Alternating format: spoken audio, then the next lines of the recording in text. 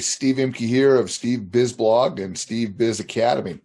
Today I'm going to be talking a little bit about the concept of business modeling as it relates to the basic business planning process. This is based on a book I wrote a number of years ago called Applying the Business Model Canvas, a practical guide for small businesses. And so what we're going to talk about principally is we're going to spend a bit of time here really talking not about the actual constructs of the business model, but really why we want to use the business model canvas and where that sits in the process. And we're going to explore a little bit about the business model canvas just to kind of give you a little bit of a taste. We'll talk about the 5 customer facing blocks. We'll talk about the 4 what I call leverage, or which some people might call back office core blocks. And then we'll talk about the 4 environmental forces that might affect you. So with that, let's go into the story. So the first thing that's really changed and has really put the impetus on why we need a business model canvas these days is because we have now entered in what I would call the long-tail economy. So back in the old days, essentially, if you had a mass market product, okay, which is what the head would represent in the slide there, you had to be able to essentially have a very big mass market because there's really was no way of addressing a very small audience or a small niche in a particular audience. And as a result of that, you had limited ways that you could address them. So it had to be something that you could advertise to a lot of people to be able to get some type of a return. But when the advent of the internet and the ability of things like Facebook and stuff to really target individuals, today we live in the long tail economy.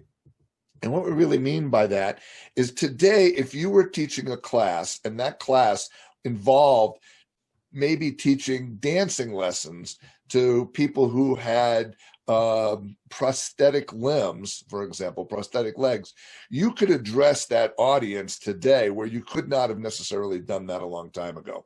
So that's where we are today. And so the deal that we really try to get to now is actually finding an uncontested market where we can own an entire piece of that tail, where there really isn't a lot of competition for us as we go through. So that's one of the major changes that has happened in our new world order here that has allowed us to be able to address very, very fine markets.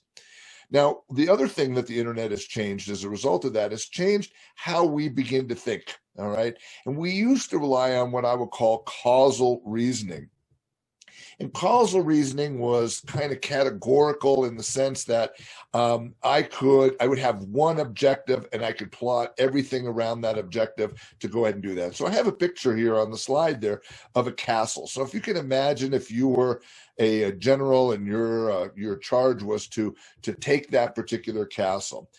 In effect, you had all the time in the world to amass your soldiers, your, the logistics, the food, the hospital ambulance, so those kinds of things, all those logistic things. You could take as much time as you wanted because essentially your enemy was kind of ensconced in this, this castle essentially that really wasn't going to change much. All right. And so you had the luxury of time. Unfortunately, the internet changed a lot of things and we no longer have that. So today we kind of focus a little bit more on what I would call effectual reasoning. And effectual reasoning essentially is whereby we do things incrementally rather than, with one single objective. Okay, so I'm going to talk a little bit more about where that kind of fits in and how that's changed. Okay, so here in that example, you see Christopher Columbus. Now, Christopher Columbus was tasked to open up the spice trades. He got a couple ships and he sailed across the ocean thinking he would get to the Spice Islands. But unfortunately, he ran into this rather large landmass that was North and South America. Now, in the typical causal reasoning, categorical kinds of decision making, he would have been his obligation would have been simply to go ahead and open up the spice trades. He probably would have made a left-hand turn. He probably would have followed the coast all the way around South America, back up on the west side of South America, and continued his journey into the Spice Islands. Okay, by then he probably would have run out of food, and he probably would have had a mutiny on his hands and a lot of other kind of things. But where effectual reasoning differs from causal reasoning is the fact that we don't make a categorical decisions, we're making incremental decisions. And what I really mean by that is that as Christopher Columbus, in fact, landed on the New World, essentially, he took into account what he was seeing there. He saw a lot of indigenous people running around with gold and those kinds of things. And he said, you know what? We have new information at this point, and we are no longer going to follow the original plan that we had. We're going to be able to pivot in this particular situation, which is exactly what he did. So here's a little bit of how that factors into kind of the way the world was. Back in the old days, we use causal reasoning, and this is where the standard business plan model kind of came in. Sometimes I call it the Silicon Valley model. But essentially what we're talking about here is that the old concept was write a business plan, use that business plan to go out to investors or lenders, raise the capital that you need, use that capital to develop the product, and then go to market with that. The unfortunate part of that is there is no real feedback loop in this particular process. So as I write a business plan, I'm writing a business plan based upon the hypothesis that, in fact, I think I know, but I really don't know at this point right now. So I might be aiming at the wrong spot. I haven't really accounted for things that are going to change and so on and so forth. And if I'm starting a new business and following this path, it's a little bit different than writing a business plan for an existing business whereby I'm using that around execution and I've now compiled new information to change the direction of it. We're talking about using a business plan to start a new business, and this has been the causal reasoning model that's gone in there. Unfortunately, it doesn't really play today's society. And so really in the effectual reasoning scenario, it looks more like this. We develop business models. Okay, I use the S in there, models, because we might be looking at several of them. We then take those business models, all right, now business models are defined by customer-facing kinds of things, and we're going to go ahead and test those assumptions because we will have customer hypotheses, we will have problem hypotheses that may in fact not be true. All right, so this becomes a point where we're going to go ahead and test them, okay? Then once we have in fact validated that in fact the customer hypothesis is true and the problem hypothesis is true, we're going to now come up with a solution hypothesis and also test that. From that point right now, we are going to probably look at strategic partnerships and bootstrapping as a way to develop our ideas. And then once we have all of that information, because by this time we've already built some prototypes and other kinds of things that has helped us really ascertain whether we're hitting the mark or not. Many different feedbacks are now in this particular process right here. We're going to use that knowledge to in fact write our business plan. But essentially now is where that business plan is where we're going to use to maybe raise additional money to effectively go out and scale that particular product as we go through there. So it really ties into what I'm going to say is the 5 steps of the funding plan, okay, which essentially are like this. The first step in the funding plan is the idea stage. And then we follow that by the proof of concept. And so in those first 2 sections there, we're developing a business model and testing assumptions. We're taking that idea, we're developing some proof of concepts to make sure that we can test them. Then, as you can see, we move to the strategic partnership and bootstrapping stages right there. And this is where we get to the product design of it, right? We haven't really developed the product yet, but we're really trying to flesh it out with minimally viable products and those kinds of things to really validate this, okay? And then what we do is we then progress to the product development, which is really the execution of this. By the time we have exited the strategic partnership bootstrap sections right there, we have absolutely 100% validated our business idea. And now is the time when I can go out there and ask for investors or ask a lender to loan us some type of money because we've already got something that's proof. We have some low scale stuff, so we know we got some degree of traction moving forward. And then we actually go into the manufacture and distribution if we haven't licensed the product or something along that line. So as that might relate specifically, as we talk about the stages of funding, you can see that the early stage funding funding. This goes back, and we'll talk a little bit about this in just a second here, about the funding plan again. But we have early stage funding, and there's certain types of ways to raise capital during early stage funding. Then we run into the pre-revenue portion of it. We still haven't made any money yet, but we're beyond the early stages right here. That represents a different type of funding sources that are available to us as a business. And then we end up going to the final stage, which is we're already showing some traction. We show that we have some profit in there. Now we can go to manufacturing and distribution and really start getting investor money or lender money that kind of comes in there. So in the old days, going back to the causal piece, we were thinking about using the business plan that we could raise money, but we still haven't proven anything. And so that's where the model is quite significantly different. And I would tell you that we do offer on Steve Biz Academy Funding Your Small Business course. It's a free course. It's approximately 2 hours of me talking about essentially 14 different funding options, and kind of goes back to that last drawing that we just had, kind of describing exactly at what stage, what funding options are available. And we really do talk about a bunch of different things. It includes 26 supplemental blog posts or articles that help enhance the understanding for the person. And we talk primarily about 14 different funding options for your particular business. I'd encourage people to go ahead and check it out. It's 100% free.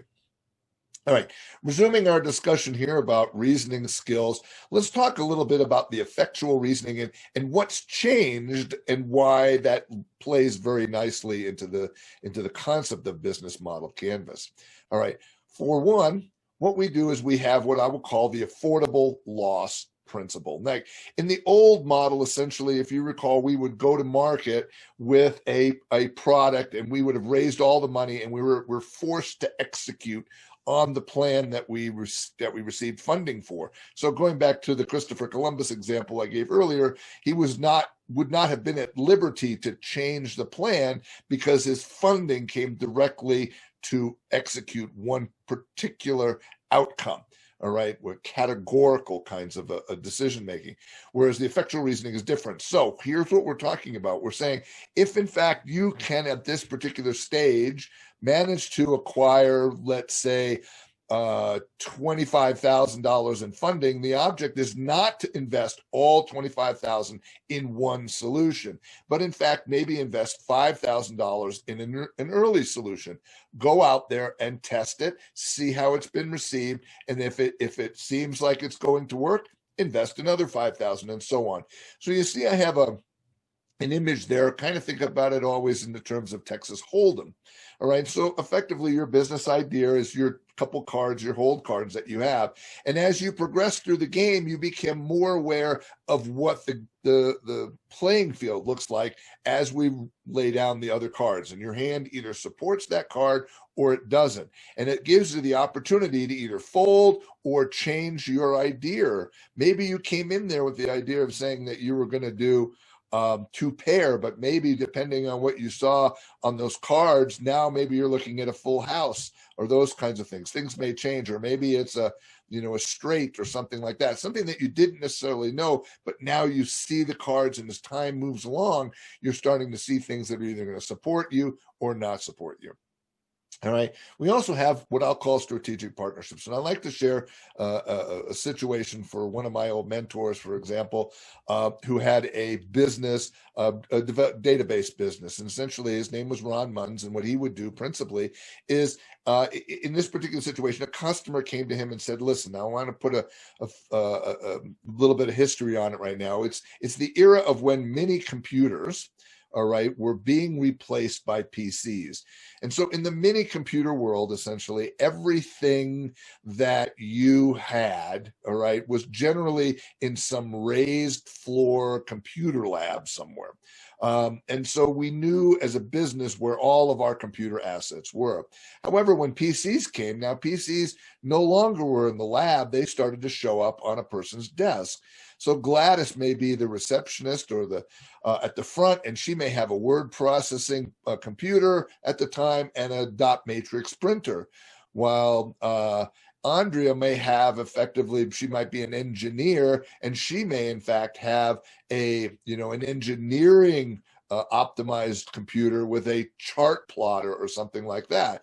Now, they are different cubicles, they're in different parts of the building, maybe they're in different buildings and that kind of stuff. So Ron said, listen, okay, I understand the requirements that you're looking for, but what I'm going to ask you is if I can find several other people that have similar requirements, can we pool those all together?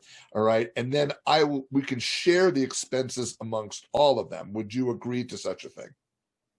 And in effect, we are quite honestly, most people, or in this particular case, all the clients that he had agreed to do that. He had, I believe, 3 clients. And so effectively, this might have been a $100,000 job. He said, listen, for $34,000 each, I'll develop this particular product. They all agreed. He went ahead and did that. He says, but the caveat is because I've saved you so much money at the end of the day, I'm going to own the underlying code and I can sell that to anybody else. Well, it wasn't something that was a deal breaker for any of them. It was certainly a back office thing. It didn't affect how their customers perceive them or anything like that. It was just something that these companies needed to have. And so as a result of that, they all agreed to that. Now, so the point being here with strategic partnerships is when we go back to that model, the old causal model, where we've said, write a business plan and raise money to go off and do that. Here he has now a software product that he paid nothing for, because he used essentially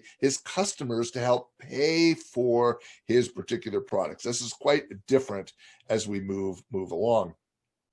And the third principle is what we're going to call leveraging contingencies. Now, if I'm going to continue the story about Ron and his database program, so this was originally an asset tracking software, tracking computer assets and printers and those kinds of things. All right. So now he has this software that he's essentially had his customers help pay for, which obviously is another interesting way of getting the funding, which is one of the 17 ways, or one of the 14 ways of funding a business. But Ron figured, listen, these companies that I'm servicing are 10,000 employee size companies, and I'm going to go ahead and market this to other companies that are roughly that same size. What he discovered was he started to discover a few of these companies that were maybe only 10 employees. And he thought to himself, let's go drill down and find out a little bit more about that, because quite frankly, why would somebody with only 10 employees want to go ahead and buy this relatively expensive piece of database software to be able to track assets, right? Well, what he did is he discovered the IT industry. And so what ended up happening is he called these people together and he asked them a little bit more about what they wanted. And they said, yeah, we're using it, but I know it wasn't the intended purpose, but we're servicing computers, but the computers are in different addresses and that kind of stuff. And so we'd really like you to be able to add more information about, where those computers are in terms of the assets.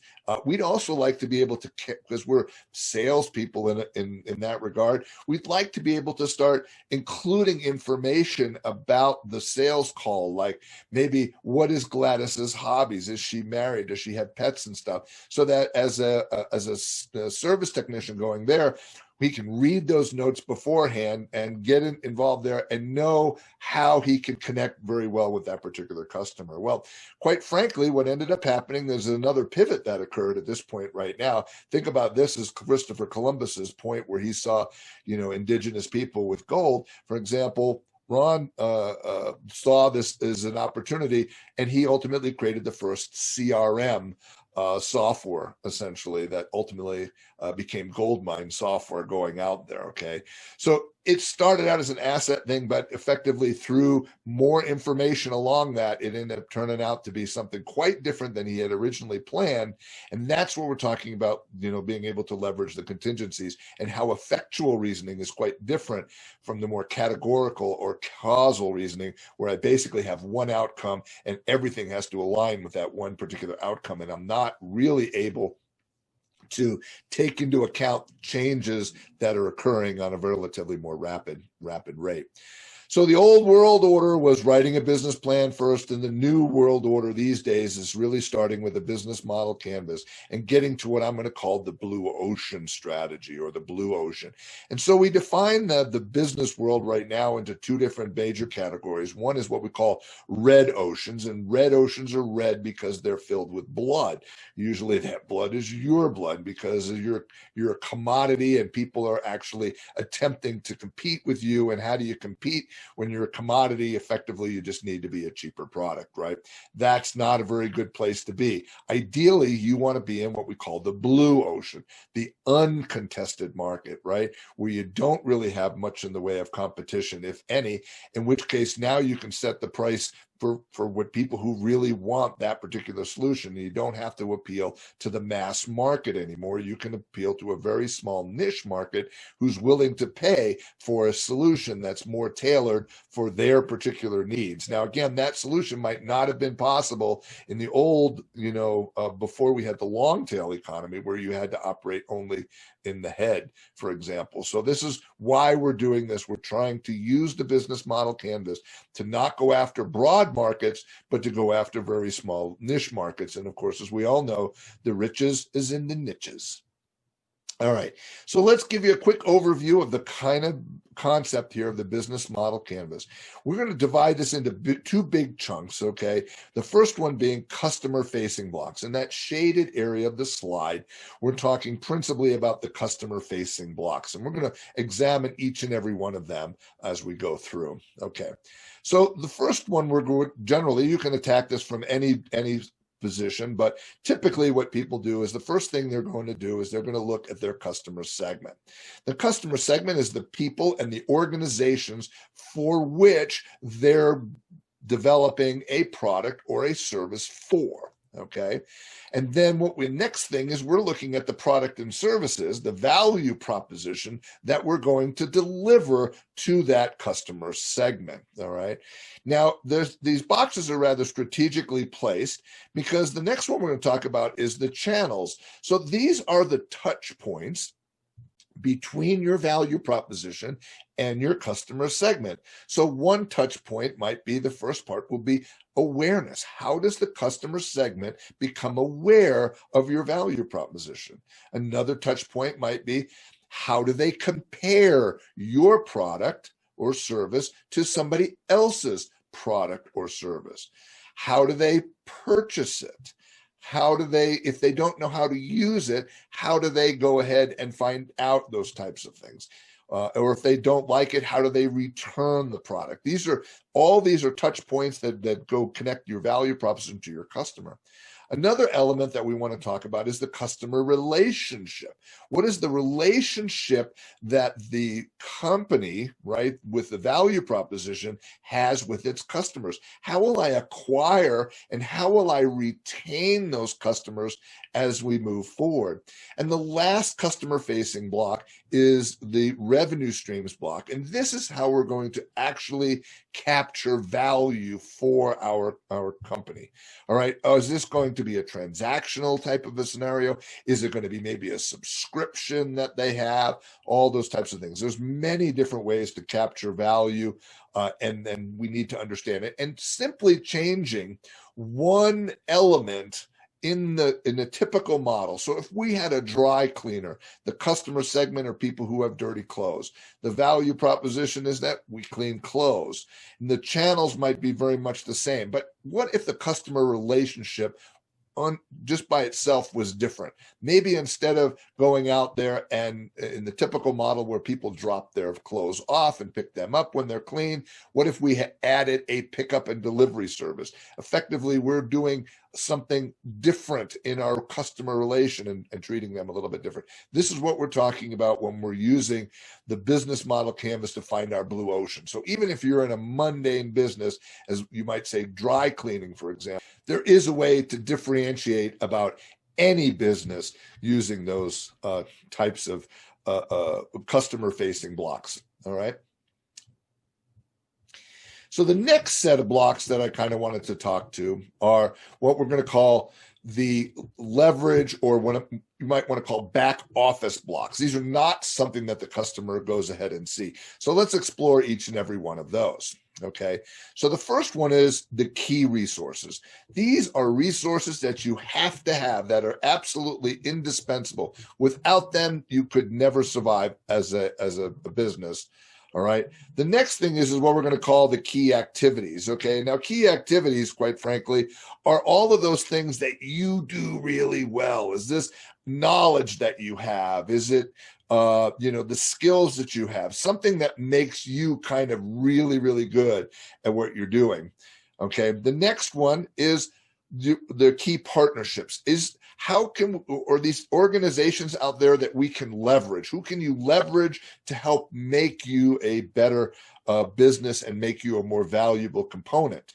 All right. And then the last one is cost structures. And this is some of the most important costs that you have to include. And we're really going to focus on, do you really want to be, value, or do you want to be, do you want to have something that's more upscale or something along that line? Okay. So let's take an example. We'll just kind of run this through just so you can get some idea. So let's take a look at Southwest Airlines as an example. Okay. And we'll build them out. All right. So the first thing is when we define customer segments, what does Southwest goes after? They are definitely a niche market, and they are looking for budget travelers. Typically, Southwest is not for your business traveler. They don't have business class. They don't have anything like that. So we're talking about the people who are really looking to do this on a budget. All right. And so what is the value proposition that Southwest provides? Their value proposition is cheap flights, right? No frills airlines, that kind of stuff. You don't get anything for nothing. That's basically what it is. Everything is to keep the costs down. So what are the channels? Well, the channels for getting that is quite different than many other airlines, right? We don't use commission salespeople like the travel agents and those kinds of things. It uses a website, right? It's direct internet sales. So you log onto the website, you go ahead and do it. Very minimalistic in terms of being able to talk to a human being, right? So the customer relationship is very much automated and very impersonal, because nobody's going to chat with you over the phone and understand and look at different options. They're expecting you to be able to do most of that kinds of stuff. Again, our value proposition is keeping the tickets as cheap as possible. So what are the revenue streams? Obviously, there's the ticket sales that you have, but other revenue streams might, all the add-on fees, right? If you want additional frills, maybe you want to pick a seat before you get in, or maybe you want to carry an extra bag or even a bag, those kinds of things. These are all add-ons that you can go ahead and do it. But again, recognizing that if you want to be the cheap provider, you don't have to buy any of those. You can carry your stuff in a backpack and shove it under the seat in front of you and not have to pay any of those additional fees. All right. So what are the key resources that Southwest had? So one of the things that they only have one type of aircraft. That basically means that any air crew or any mechanic can fix any plane, and it doesn't really matter. And this becomes very complicated, especially when you have flights going all over into different places and crews, new crews taking over a plane. And when you have multiple types of aircraft, that becomes very difficult to manage and basically is not very efficient. The other thing that Southwest Airlines, as far as the key resources, I'm only going to go ahead and land at cheap airports. If you have a high fee, associated gate fees, I'm not even going to go ahead and do that. And another key resource, obviously, because everything is being done through the website, is having a stellar website, one that can answer the person's questions and whatever the case is, so as they never have to pick up the phone and contact an agent to help them. And so what are their key activities? What is it that they do better than anybody else? Quick turnaround. People who are familiar with Southwest Airlines know that, when you board the aircraft, for example, rather than getting a seat assignment and having people kind of go on there, they queue you into sections, and then everybody can run on the plane in that group and pick whatever chair they want, which is allowed, quite frankly, Southwest to do the turn, we call it, from the time it lands to the time it takes off in nearly half the time that other airlines take, just simply based upon the loading process that they do.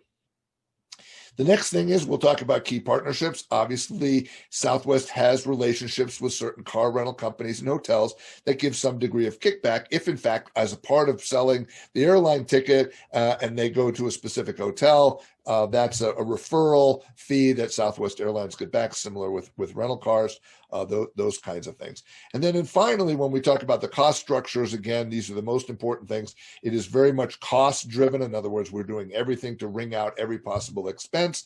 And so that's going to, the things that are in fact going to cost us some money are things like maintenance on our aircraft, because we certainly can't skimp on that. The airports that we are choosing, and then the call center that we will need to answer any kinds of additional calls. But again, we really want to focus mostly on, or Southwest really wants to focus more on their website to be able to do everything. So this is how a company might use the business model canvas. Maybe Southwest probably started this out looking just like any other airlines, where the value proposition was, provide aircraft, and then customer segment was mass market. And so they began to look at things that would actually break this thing out to find their niche. And as you know, Southwest is quite a very successful airline. All right. So these, in up to this point in this box right here, everything we have been able to control in our design. But unfortunately, the business design that we have never fits into the outside world unopposed. There are certain what we call environmental forces that will affect how our business model, right, which is the customer-facing component part, is going to be accepted into the market, and whether it actually stands up to being able to work in a real world example. So let's explore this a little bit more. All right. So one of the first ones is we re-examine, and we're going to use this to re-examine and adjust our business model. And one of them is what we're going to call market forces. Now, market forces, is strategically placed because it primarily affects the customer segment, right? The individuals who are buying our product or our service. What are, is there an age demographic? Do things change, for example? A good example of a market force being a motorcycle guy. For example, motorcycle sales happen principally in the 45 to 50-year-old range. Certainly some of them happen in the 20s, but then as people have their families and stuff, they generally don't have a lot of motorcycles as they're raising a family, and then we call it maybe the midlife crisis or something like that. Then people end up trying to buy motorcycles again, and so on and so forth, okay? And then, of course, it drops off when people get too old to ride motorcycles and then worry about tipping them over or something like that. So these are market forces, and one person could quite easily go ahead and look at the demographics of their particular ecosystem and determine whether that's something that's going to assist our thing. Are more people getting into that demographic or going away? Another thing with respect to market forces is switching costs. For example, if I'm already using somebody else's product or service, for example, how hard is it for them to leave that and come over to our product or service, right? Sometimes people are locked into their particular program. So switching costs could be another one. Growing, is that segment that you're going after, is that something that's in fact growing? It kind of goes back to what we call demand curves. And if I use the motorcycle example, for example, we could look at baby boomers, and where do baby boomers fit into that 45 to 50-year-old range? And one would argue that that's probably not really growing right now. And so as a result of that might not be the best industry to get into right now. But if you rewind the clock a few years ago, when all those baby boomers were in fact going through that 45 to 55 age bracket, Harley Davidson, for example, was reacquired by, from AMF, which is a bowling company, made bowling balls and bowling pins and those kinds of things, pin setters, and grew quite rapidly. I do know for a period of time, quite frankly, you might have to wait years to, in fact, get the Harley of your choice. Today, that's not the case because it's not a growing thing. So you're looking at your business, your business model, and you're determining, is this in a growing place? is that going to sustain us as we move forward, or is it something that's actually falling off? And then we're looking at things like, who is the most valuable segment of that? Maybe we don't want to just do something in a whole section. Maybe we want to really concentrate on somebody who is more valuable than another. Maybe it's higher income people, or maybe it's, somebody who is more likely to buy that particular product because maybe they're baby boomers, they have lots of children or something like that, as opposed to somebody who's empty nester, those kind of things. And the final thing with respect to market forces is resistance.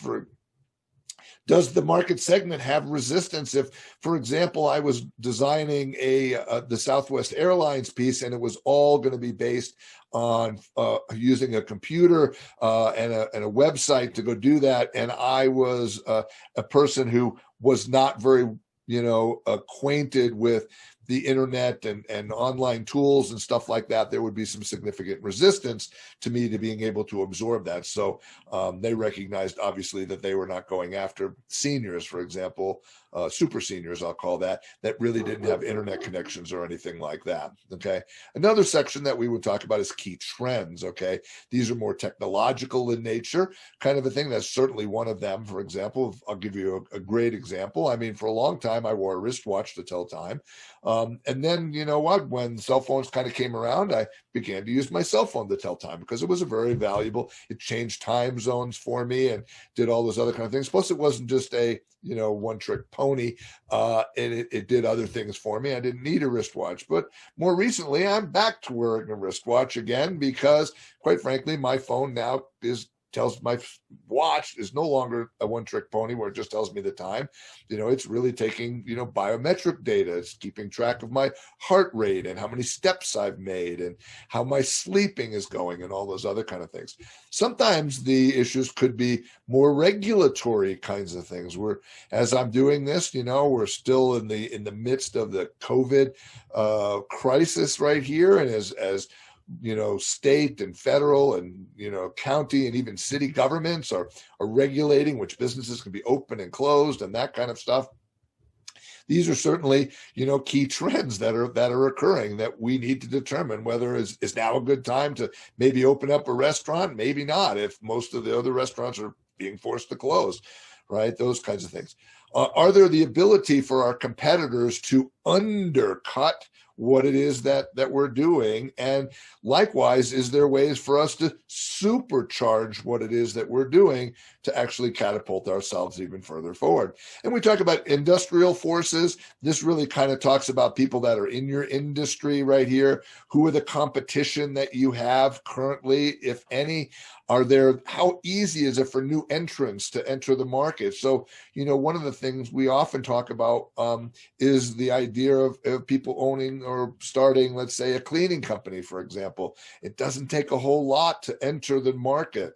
It doesn't take a lot of skill to do that. I mean, a vacuum cleaner, a couple rags, a spray bottle with some cleaner, and you could open up a cleaning company or something like that. So the threat of new entrants is maybe very high in that particular industry.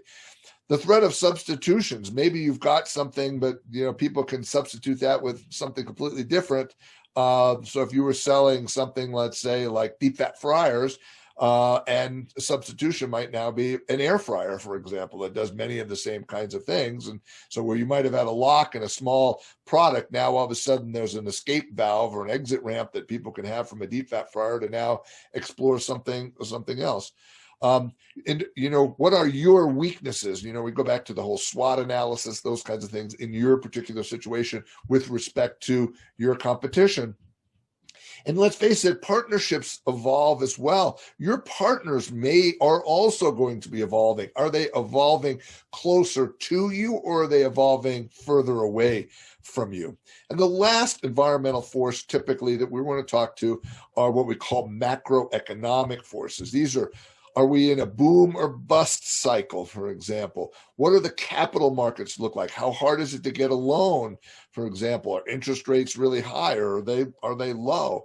And then another one that also affects a lot of infrastructure kinds of things is Do people need internet connections? Or do they have access to the internet connection, for example? How are the roads, for example, if you have a product and shipping things? We buy a lot of things from China, for example, but right now with a lot of the passenger planes not flying there, for example, the infrastructure of importing stuff from China is very, very difficult because the planes that travels are traveling a lot less. So those planes, cargo space was used to transport product and those kinds of things. So you have to take into effect all of those kinds of things. Generally, macroeconomic are things that are world events that are going on there. I'm an oil and gas guy, and so quite frankly, right now the price of oil and gas is pretty low, and factors that things of OPEC and those kind of things all affect those. Those are what we call the macroeconomic forces. All right. So what we're really trying to do in this particular piece is we've now defined our business model, and then we subject that to all the things that we know around the outside world. And now's the time to adjust that. So remember, this is an iterative process. We have a feedback loop where when we did the old model where we wrote a business plan and then we went to get funding, we no longer were able to accept a lot of feedback to change our model. But today, as rapidly as things are changing, it's so vital that we actually have those feedback loops, and this is where the real value of the business model canvas kind of fits in there. Okay, so I'm going to kind of conclude a little bit here with kind of talking about what I will say are the 11 most common business models. Okay, and there's what we call the individual solutions. And most people, small businesses, a lot of them do this. Mostly it's service specific solutions. Might be something like, I'm going to do lawn care for you, that kind of a scenario. In other words, every solution is a one-off. I have to talk to the customer. I have to figure out what it is that they want. I custom create a solution for them, and then I deliver that. Maybe we have another one is what we call multi-component. And so I'll use Pepsi as an example there for Pepsi makes not only a consumer product, a can of Pepsi that you can buy or something like that, but it also works with restaurants and sells it as the syrup that then the restaurants can use to actually bring you a Pepsi to your table, or if that's what you're ordering there.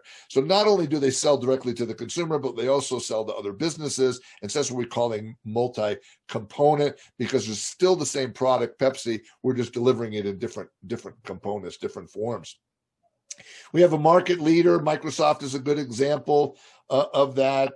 Amazon would be a good example where, effectively, it's almost monopolistic in a lot of types of situations. Not quite monopolistic, but you're definitely the leader. You do have some competition out there, but, people are going to go ahead and flock to you because, you're the big gorilla in the room.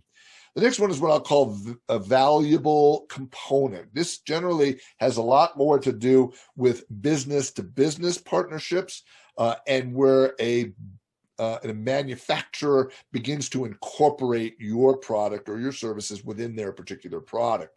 So a good example, I own a Dodge truck, for example.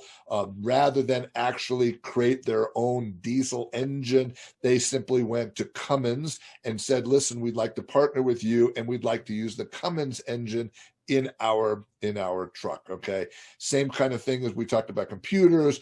Intel, for example, is not not a company that is consumer facing, but essentially it works with other computer companies and becomes a valuable component to the point where those customers who are actually selling a product to you are very big about telling them, hey, it's Intel inside, right? Or the badging we see on a Dodge truck that says Cummins on the side of it, right?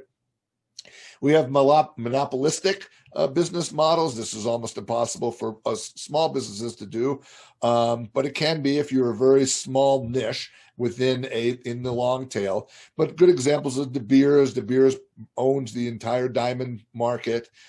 Standard Oil, when it was really popular, owned the entire supply chain from essentially getting the oil from the ground to the refineries transported it right to the cities and everything else like that. That became a rather monopolistic. What we also have is another common one is what we call the proprietary supplies. As a business model, this could be Keurig or iTunes. So if you think about Keurig, the coffee guys, they basically give away their coffee pot at cost. because they don't really make the money there. What they really make it is in their supplies, the K-cups and those kinds of things that go off and do that.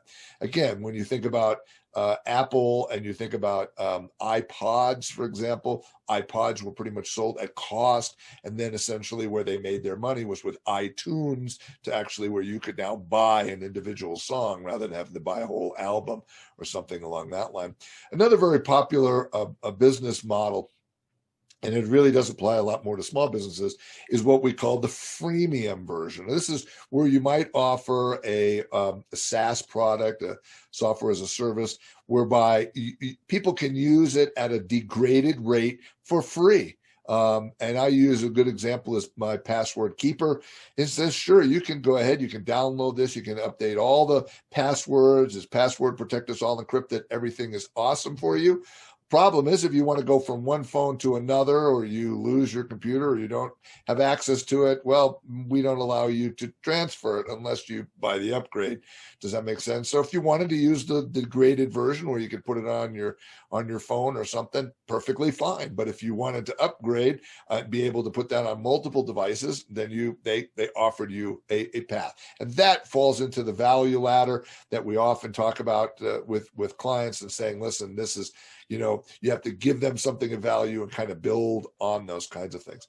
Another business model is eyeballs. A lot of, as a blogger, for example, is kind of where we go. So in other words, we have a very highly targeted audience for our particular products. And if you think about Facebook, for example, Facebook is free for us as consumers to use, but they make their money by selling ads to, businesses, kind of a thing. So effectively what they're doing is they're selling eyeballs. So they have something of popular that they have lots of traffic, and then they eventually sell access to that particular traffic.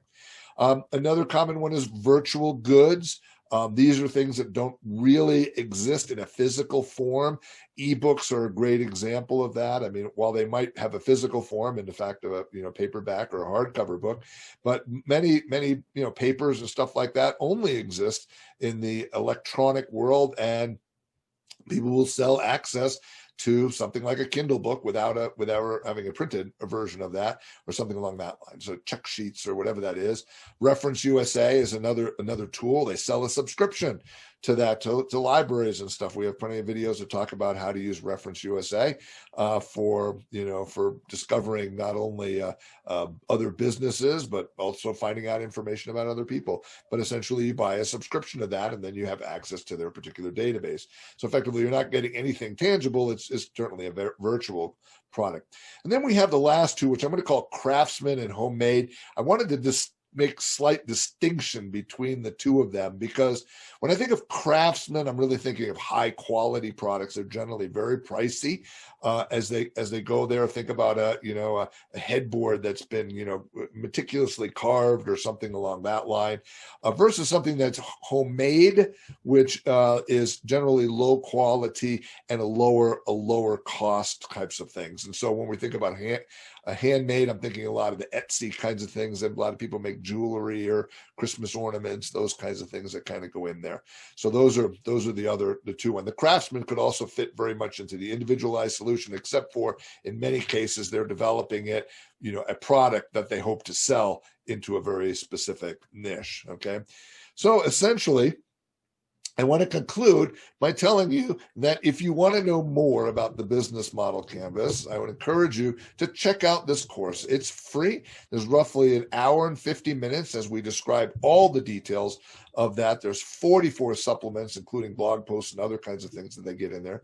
There's 3 downloadable resources that you can use to help build your business model canvas. And when you sign up for the free course, in fact, you actually get access to the free ebook that I wrote applying the business model canvas. Okay, so that kind of concludes our discussion today about the business model and where that fits into the typical business planning process these days, and how things have changed to make that important. So I hope this has been informative and beneficial to you. And please check out Steve Biz blog and Steve Biz Academy. Have a good day. Bye-bye.